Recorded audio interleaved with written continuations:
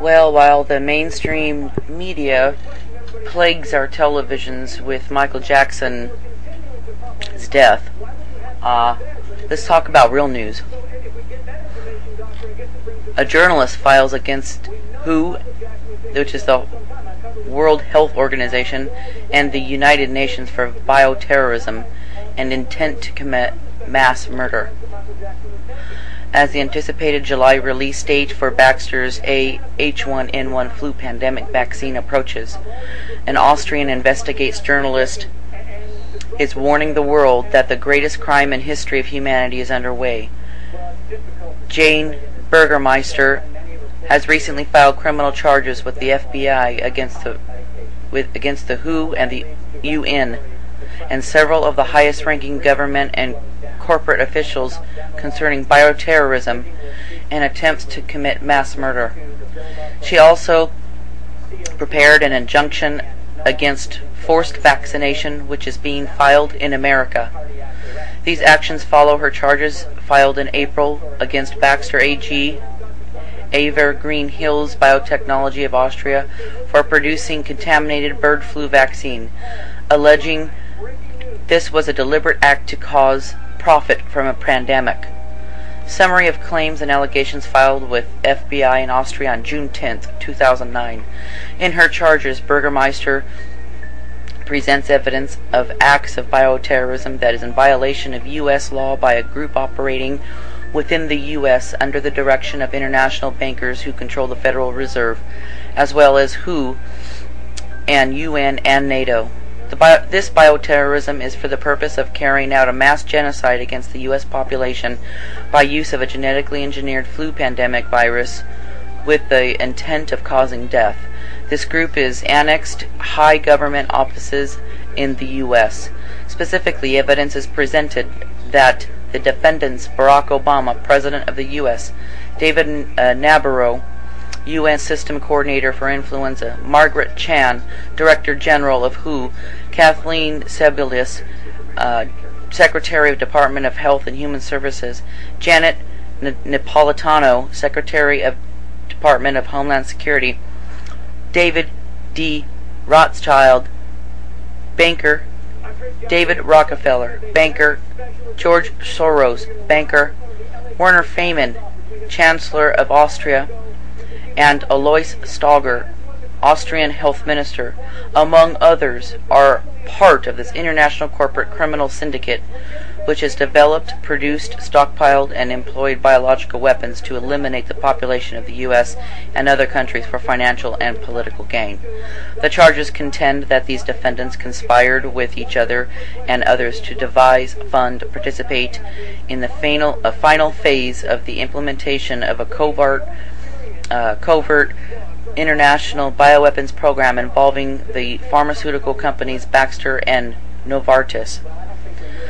They did this by bioengineering and then releasing lethal biological agents, specifically the bird flu virus and the swine flu virus, in order to have a pretext to implement a forced mass vaccination program, which would be the means of administering a toxic biological agent to cause death and injury to the people of the U.S.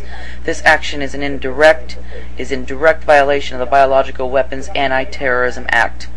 Burgermeister's charges include evidence that Baxter AG, Austrian subsidiary of Baxter International, deliberately sent out 72 kilos of live bird flu viruses supplied by the World Health Organization in the winter of 2009 and 16 laboratories in 4 counties. She claims this evidence offers clear proof that the pharmaceutical companies and international government agencies themselves are actively engaged in producing, developing, manufacturing, and distributing biological agents classified as the most deadly bioweapons on Earth in order to trigger a pandemic and cause mass death.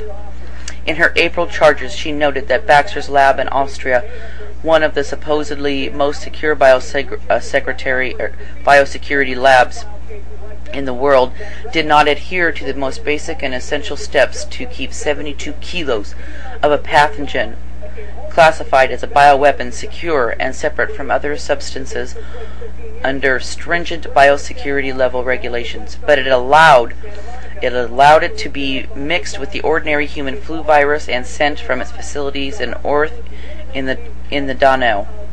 In February, when a mass member of Biotest in the Czech Republic tested the material meant for candidate vaccines on ferrets, the ferrets died. This incident was not followed up by an investigation from the WHO, EU, or Austrian health authorities. There was no investigation of the content of the virus material, and there is no data on the genetic sequence of the virus released. In answer to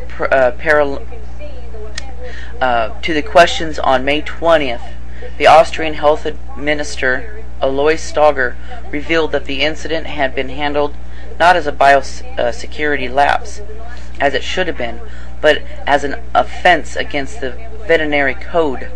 A veterinary doctor was sent to the lab for a brief inspection. Burgmeister dossier reveals that the release of the virus was to be an essential step for triggering a pandemic that would allow the WHO to declare a level 6 pandemic. She lists the laws and decrees that would allow the UN and WHO to take over the United States in the event of pandemic.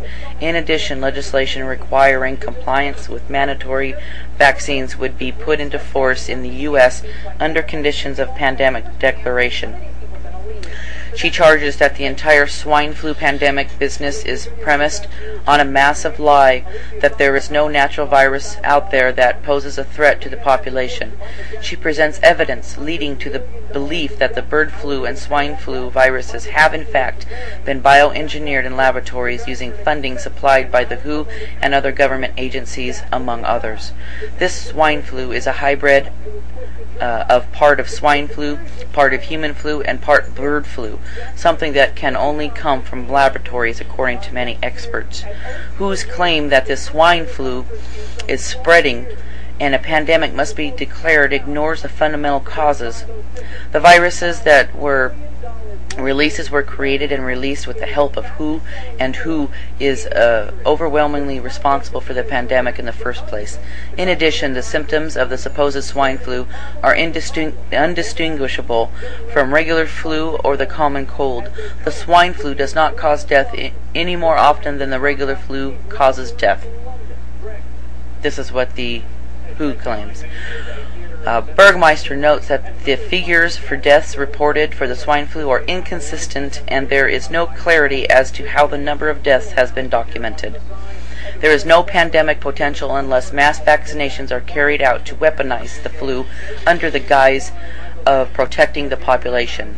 There are responsible grounds for believing that the mandatory vaccines will be purposely contaminated with diseases that are specifically designed to cause death.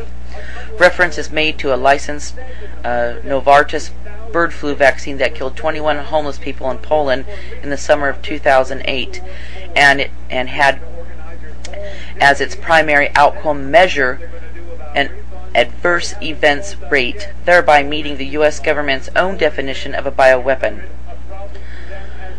with a delivery system injection. She alleges that the same complex of international pharmaceutical companies and international government agencies that have developed and released pandemic material have positioned themselves to profit from triggering the pandemic, which contracts to supply vaccines. Media controlled by the group that is engineering the swine flu agenda is spreading misinformation to lull the people of the U.S. into taking a dangerous vaccine. The people of the U.S. will suffer substantial and irreparable harm and injury if they are forced to take this unproven vaccine without their consent, in accordance with the Model State Emergency Health Powers Act, National Emergency Act, National Security Presidential Directive NSPD 51, Homeland Security Presidential Directive HSPD 20, and the International Partnership on Avian and Pandemic Influenza. In the U.S. since 2008, Burgermeister charges that those named in her allegations have implemented new and or accelerated the implementation of laws and regulations designed to strip the citizen of the U.S. of their lawful constitutional rights to refuse an injection. These people have created or allowed provisions to remain in place that make it a criminal act to refuse to take an injection against pandemic viruses. They have imposed other excessive and cruel penalties such as imprisonment and or quarantine in FEMA camps, while barring the citizens of the U.S. from claiming compensation from injury or death from the forced injections. This is in violation of the laws governing federal corruption and the abuse of office, as well as the Constitution and Bill of Rights. Through these actions, the named defendants have laid the groundwork for mass genocide.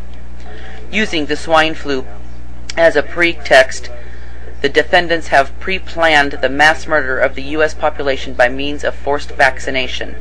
They have installed an extensive network of FEMA concentration camps and identified mass grave sites, and they have been involved in devising and implementing a scheme to hand power over to the U.S. to an international crime syndicate that uses the UN and WHO as a front for illegal racketeering influenced organized crime activity.